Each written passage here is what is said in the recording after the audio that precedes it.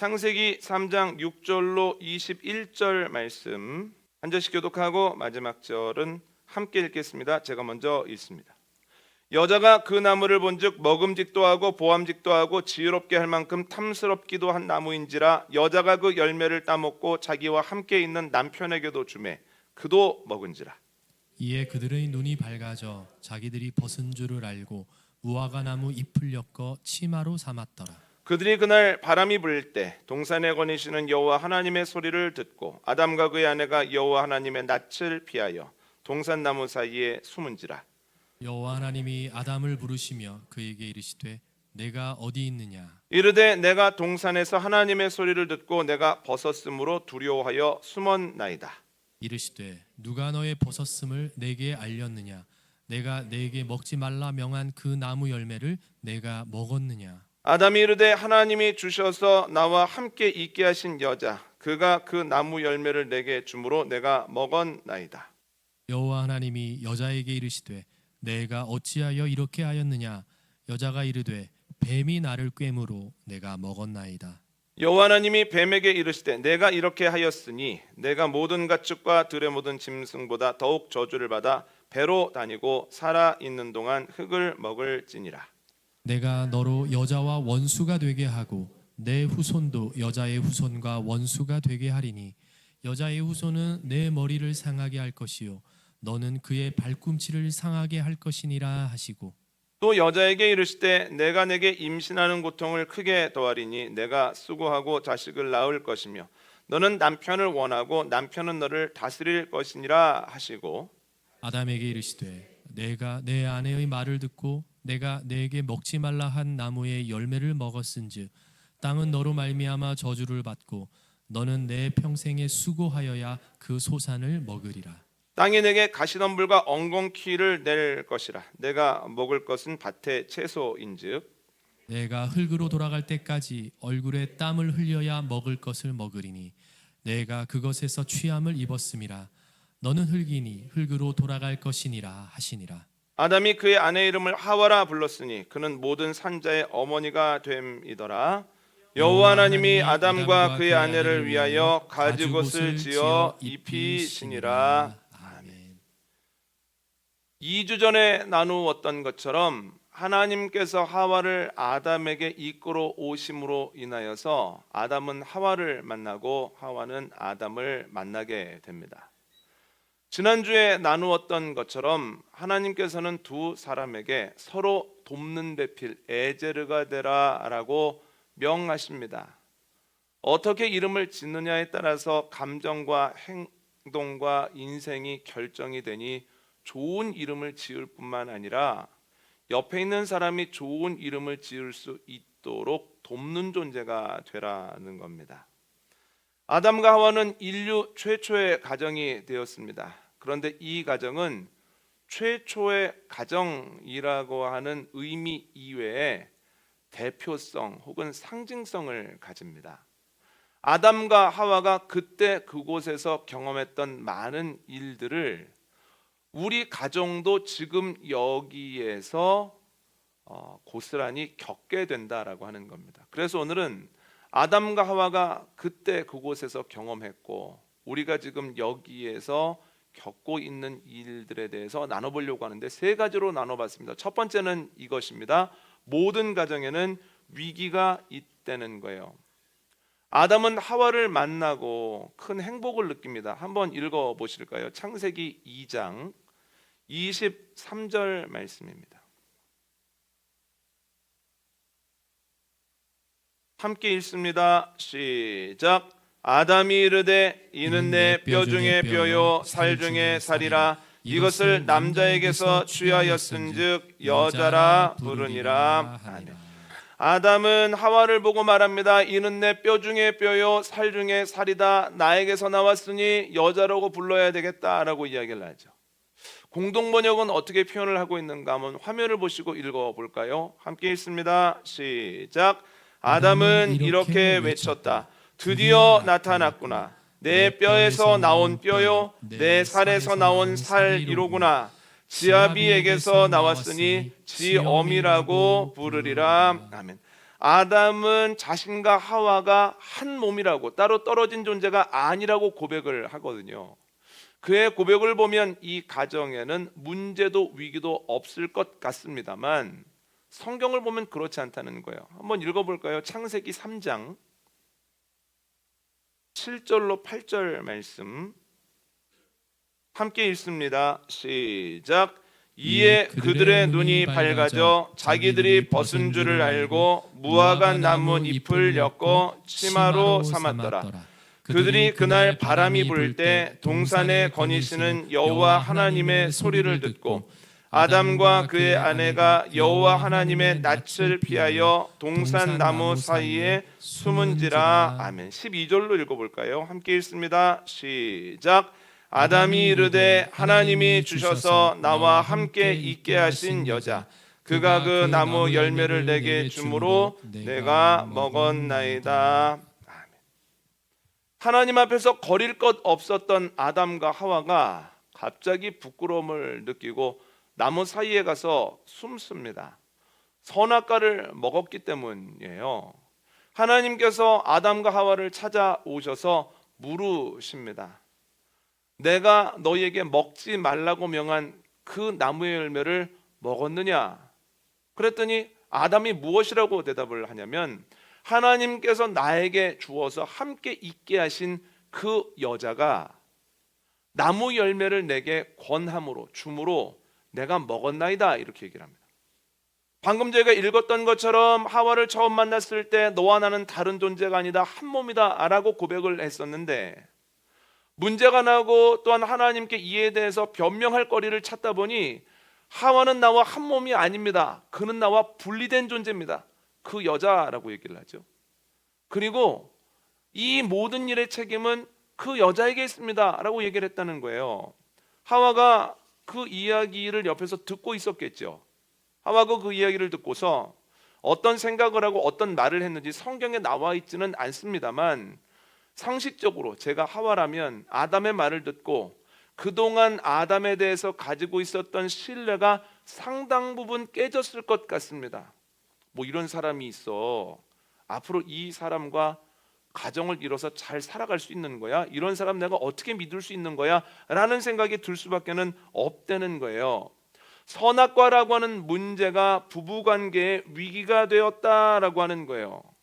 그러면 여러분, 하와는 왜 아담에게 선악과를 주어서 먹게 했을까요? 창세기 2장 말씀 한번 읽어볼까요? 창세기 2장 6절 말씀 함께 읽습니다. 시작. 여자가 그 나무를 본즉 먹음직도 하고 보암직도 하고 지혜롭게 할 만큼 탐스럽기도 한 나무인지라. 여자가 그 열매를 따먹고 자기와 함께 있는 남편에게도 주매 그도 먹은지라. 아멘. 하와가 뱀의 말에 속습니다. 선악과를 보니 먹음직하기도 하고 보암직하기도 하고 먹으면 지혜롭게 할 만큼 탐스럽기도 합니다. 그래서 본인이 먹고 그것을 남편 아담에게 주었다라고 하는 거예요. 물론 문제의 시작은 하와가 하나님의 말보다 뱀의 말을 더 믿은 것입니다만, 그러나 아담에게 선악과를 가져다가 준 것은 악의가 아니라 선의였다라고 하는 거예요. 내가 보기에 좋았고 먹어보니 괜찮으니 당신도 한번 먹어봐 라고 하는 거예요. 여러분, 자기 나름대로는 잘해주려고 했는데 그 잘해주려고 했던 행동이 오히려 문제가 되고 그것이 가정의 위기가 되었다라고 하는 거죠. 그들은 당연한 듯 누리던 에덴에서 추방되어 밖에서 고된 삶을 살게 됩니다. 그러니까 당연하게 느꼈던 일상이 깨져버린 거예요. 제가 하와라면 억울할 것 같습니다. 내가 뭐 알고 그랬나?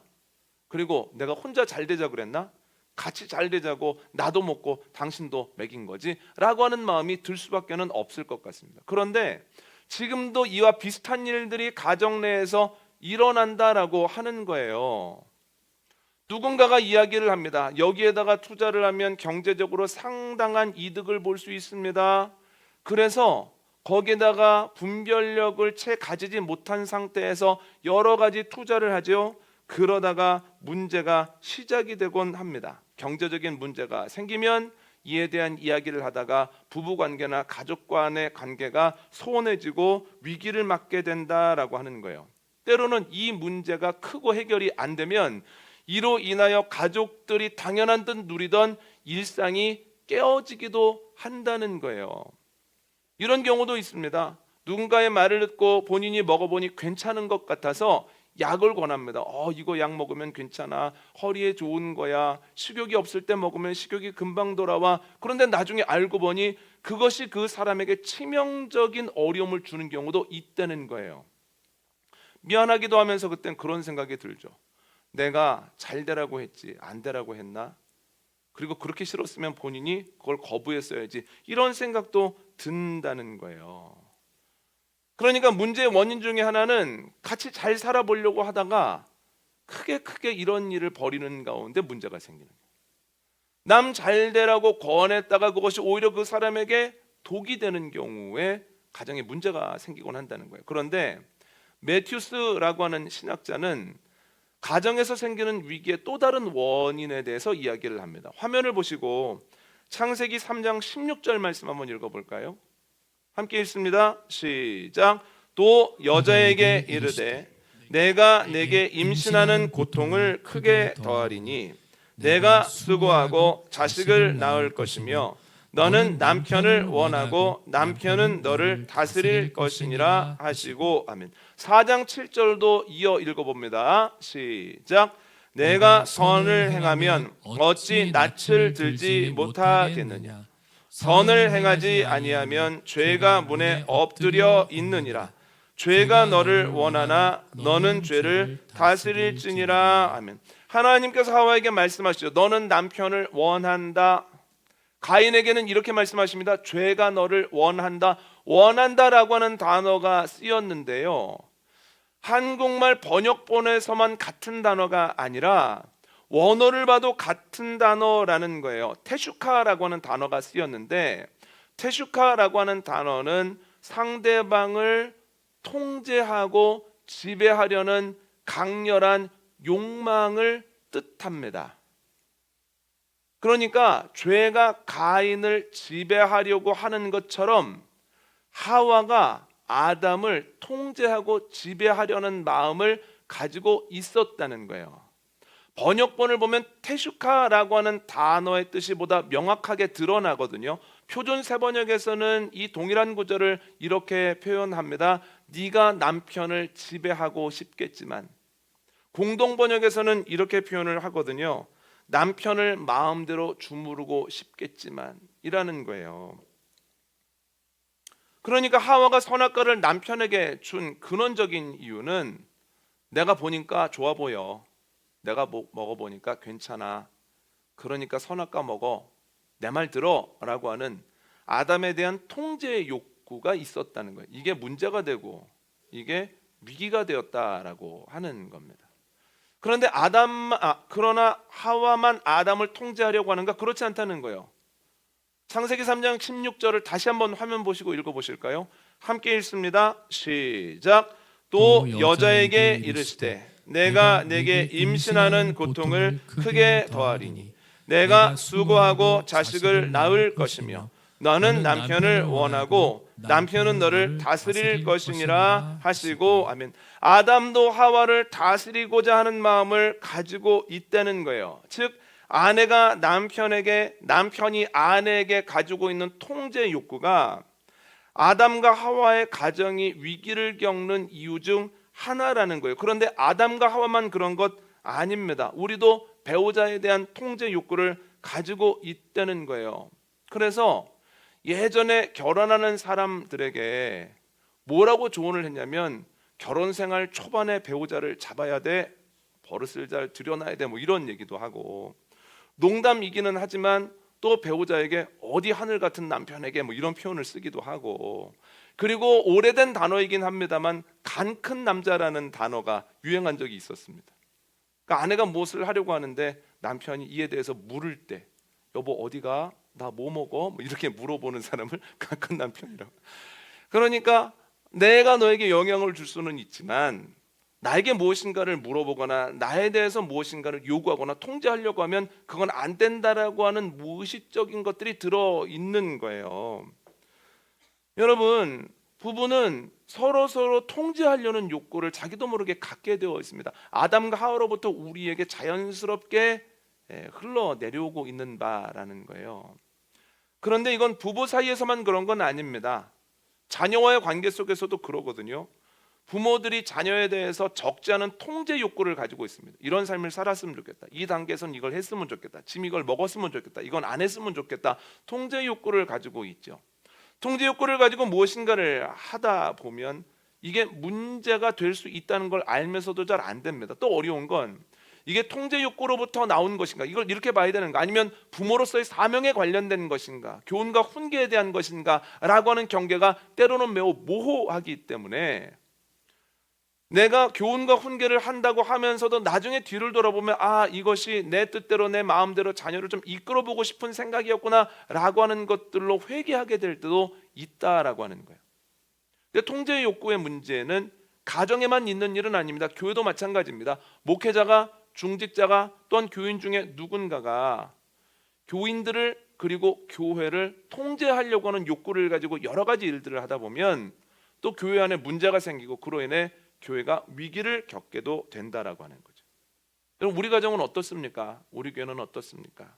통제 욕구로 인한 어려움들을 겪고 있지는 않습니까?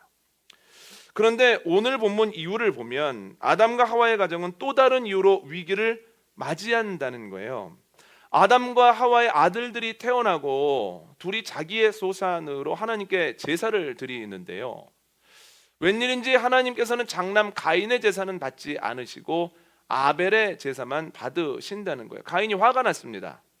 그래서 가인이 화가 난 것을 어떻게 처리를 할까 하다가 이 원인은 아벨에게 있구나 하면서 아벨을 사람이 없는 들로 불러내어서 돌로 쳐서 죽였다라고 하는 거예요. 이 일로 인하여서 가인이 그 땅에서 추방되거든요. 그래서 아벨은 죽고 가인은 그 땅에서 추방되어짐으로 하루아침에 아담과 하와가 두 자녀를 잃게 되었다라고 하는 거예요. 여러분, 이것보다 가정에 큰 위기가 어디 있겠습니까? 큰 위기를 아담과 하와가 또 만났죠. 이 위기는 어디에서 왔습니까? 사고로부터 왔다는 거예요. 아무리 노력해도 막을 수 없는 일이었다는 거예요. 여기에서 아담과 하와가 무엇을 해줄 수 있겠습니까? 이런 일을 우리도 경험합니다. 우리는 연약한 존재이기 때문에 한참을 알지 못하기 때문에 우리가 무엇인가를 잔뜩 준비하고 대비를 해도 우리가 막을 수 없는 일들을 때로 만난다는 거예요. 가족의 안전에 대해서, 가족의 건강에 대해서, 가족의 관계에 대해서, 또한 가족의 소유에 대해서 갑작스러운 문제를 만나게 됩니다. 사고라고밖에 볼 수 없는 문제를 통해서 또 여러 가정들이 위기를 겪게 된다라고 하는 거예요. 아담과 하와를 보면 그 가정이 겪는 일들을 보면 위기 없는 가정은 없다는 거예요. 그런데 우리 생각에는 뭐냐면 우리 가정에만 문제가 있는 것 같아, 우리 가정에만 위기가 심각한 것 같아, 내 문제가 가장 어려운 것 같아 라는 생각을 하거든요. 그걸 통해서 사단이 우리의 마음을 무너뜨리고 우리의 가정이 기능을 하지 못하게 하려고 하거든요. 그때 우리에게 필요한 게 뭐냐면 성령님의 도우심입니다. 따라 볼까요? 성령님의 도우심. 성령님의 도우심. 성령님이 지혜를 주셔야 된다는 거예요.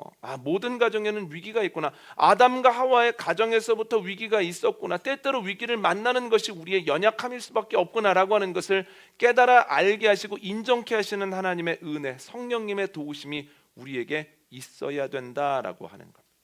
두 번째는 뭐냐면 각자의 자리에서 버텨야 한다는 거예요. 아담과 하와가 선악과를 먹고 나무 사이에 숨고 아담이 하나님께 변명하는 모습을 보면 참 구차합니다. 실망스럽습니다. 그런데 이것을 극복해가는 과정을 보면 참 놀랍다는 거예요. 한번 읽어볼까요? 창세기 3장 20절 오늘 본문입니다. 창세기 3장 20절 말씀 함께 읽습니다. 시작. 아담이 그의 아내의 이름을 하와라 불렀으니 그는 모든 산자의 어머니가 됨이더라. 아멘.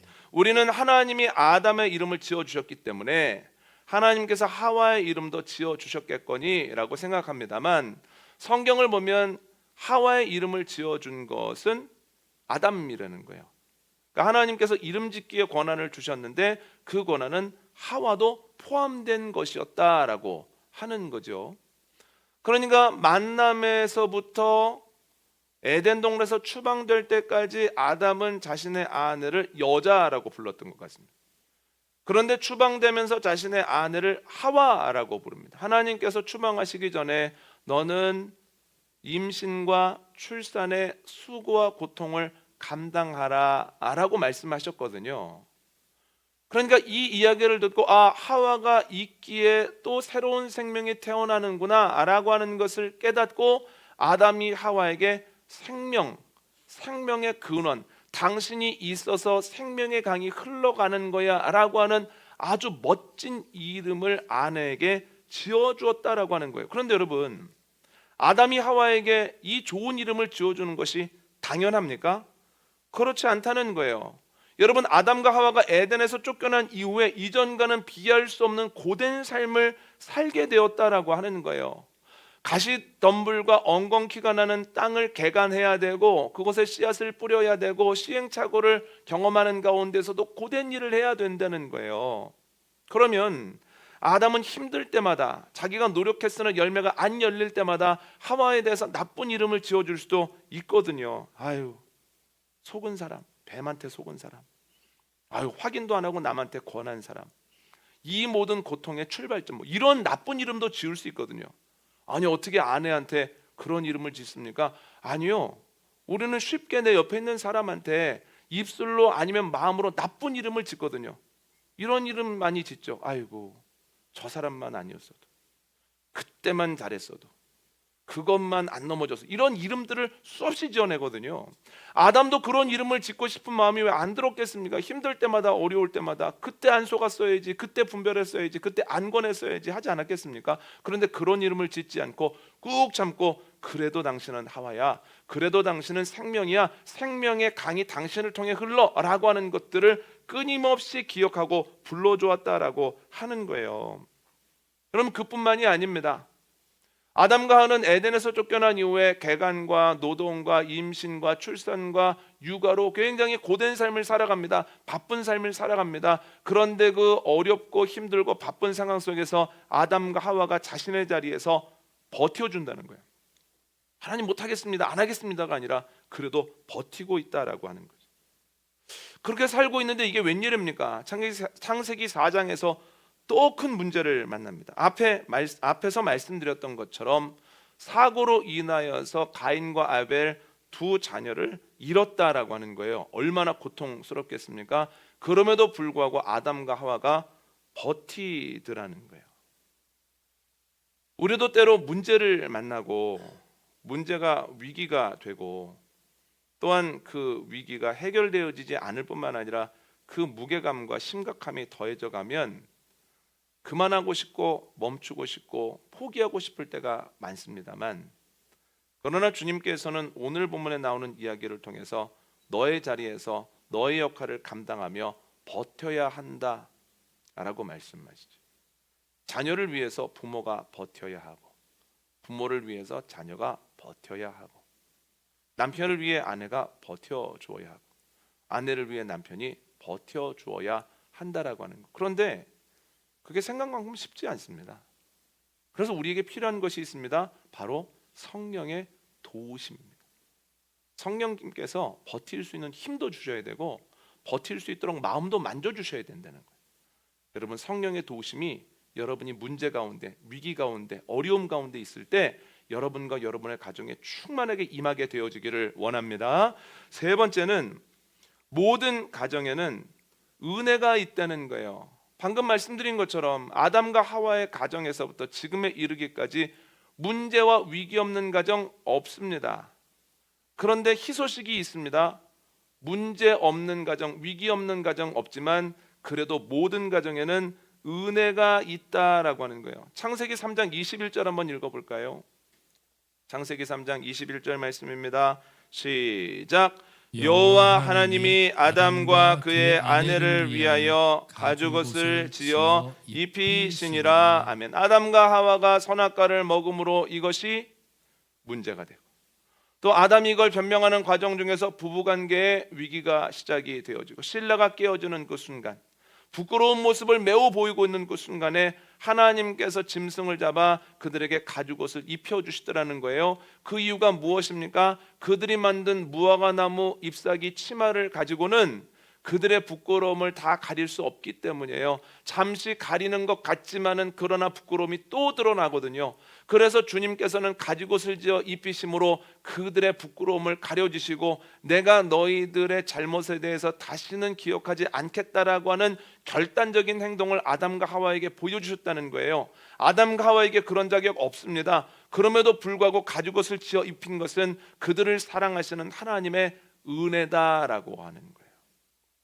은혜는 여기에서 그치지 않습니다. 한 번 더 읽어볼까요? 창세기 4장 25절입니다. 창세기 4장 1절 먼저 읽습니다. 창세기 4장 1절 함께 읽습니다. 시작. 아담이 그의 아내 하와와 동침하매 하와가 임신하여 가인을 낳고 이르되 내가 여호와로 말미암아 등남하였다 하니라. 아멘. 아담과 하와가 힘겨운 상황이지만 그럼에도 불구하고 개간하면서 노동하면서 또한 임신하면서 출산하면서 양육하면서 여러 가지 일들을 부딪히는 가운데 자기 자리에서 버텨줍니다. 그랬더니 그 안에 하나님의 은혜가 임하더라는 거예요. 그 가정에 2명의 아들이 태어납니다. 2명이었다가 4명이면 또 어려운 점도 있겠지만 그래도 한결 수월한 거예요. 첫째는 농사를 짓고 둘째는 목축을 하고 함께 힘을 모으니 에덴 밖에서 생활하기가 훨씬 더 쉬워졌습니다. 이게 무엇입니까? 하나님의 은혜라는 거예요. 저는 이걸 생각할 때마다 참 신기한 것이 지금도 임신과 출산과 양육이라고 하는 것이 굉장히 어려운 일인데 하와가 누구한테 가서 물어봤겠습니까? 임출산하는 하와를 누가 도와줄 수 있었겠습니까? 물어볼 데도 없고 도와줄 사람도 없는데 임신도 하고 출산도 하고 양육도 하는 가운데에서 자녀들이 자신의 일을 가질 만큼 성장하고 성숙했다. 이건 하나님의 은혜라고밖에 말을 못한다는 거예요. 하나님의 때에 자신의 자리에서 버티고 있던 이들에게 하나님의 은혜가 넘치더라는 거예요.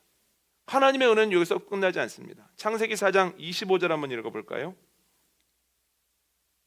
함께 읽습니다. 시작. 아담이 다시 자기 아내와 동침하매 그가 아들을 낳아 그의 이름을 셋이라 하였으니 이는 하나님이 내게 가인이 죽인 아벨 대신에 다른 씨를 주셨다 함이며. 아멘. 아담과 하와가 사고로 큰 위기를 만납니다. 그럼에도 불구하고 버팁니다. 그랬을 때 하나님께서 셋을 주시죠. 셋은 대신하게 하셨다는 뜻이에요. 하나님께서 은혜를 허락하여 주심으로 다른 아이를 통하여서 아벨을 대신하게 하셨다는 의미를 가지고 있습니다. 하나님의 은혜라는 거예요. 주님께서 분명히 말씀하시죠. 문제를 만났느냐, 위기가 되었느냐, 걱정하지 말아라, 준비된 은혜가 있다. 여러분, 이러한 일들은 성경에 반복적으로 나옵니다. 엘리야와 이스라엘 백성들에게 아합과 이세벨이라고 하는 문제가 생기고 개인적으로 엘리야는 그것이 로뎀나무 아래에서의 탈진과 또한 죽고 싶은 마음의 고백이라고 하는 큰 위기가 됩니다. 그런데 놀라운 것이 있습니다. 하나님께서 준비된 은혜 그리고 준비된 떡과 물을 통해서 엘리야를 일으켜 내시더라는 거예요. 끊임없이 엘리야가 하나님의 말씀을 붙잡고 그 자리에서 버틸 때 하나님의 은혜가 주어짐으로 그 어려움을 넉넉히 이기게 하시더라는 거예요. 오늘 성령 강림 주일입니다. 성령 강림절에 일어났던 일도 이와 맥을 같이 한다는 거예요. 예수님께서 부활하시고 40일 제자들과 함께 지내시다가 예수님께서 호련히 승천하십니다. 그때 제자들에게 큰 문제가 생긴 거예요. 예수님을 잡아 죽였던 기득권 세력은 여전히 있는데 이 함께 하시던 예수님이 승천을 하셨으니 이제 제자들이 뭘 해야 되고 어떻게 해야 될지를 모르겠다는 거예요. 그런데 제자들이 뭘 합니까? 주님의 말씀을 기억하죠. 그래서 바로 감람원에서 다락방으로 들어가서 기도를 시작합니다. 기도를 하자마자 성령이 내립니까? 그렇지 않습니까?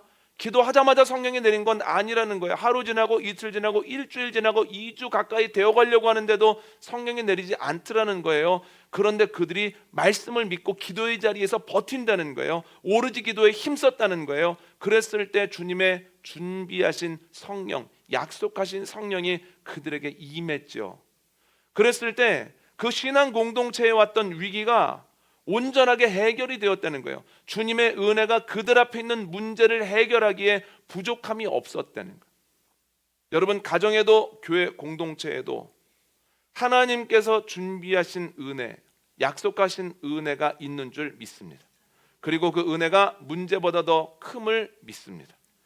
하나님의 때가, 하나님의 예비하신 그 시간이 언제인지 우리가 정확하게 알 수 없지만, 그러나 준비된 은혜가 있어 그 은혜가 문제보다 커라고 하는 믿음을 가지고 나아갈 때, 성령을 받아 위기를 이겼던 제자들처럼, 그리고 여러 가지 어려움이 있었으나 결국 하나님의 은혜로 인생을 잘 살아갔던 아담과 하와처럼 우리들도, 우리 가정도, 우리 교회도 복된 삶을 살아가게 되어지는 복된 여정 되어주시기를 원합니다.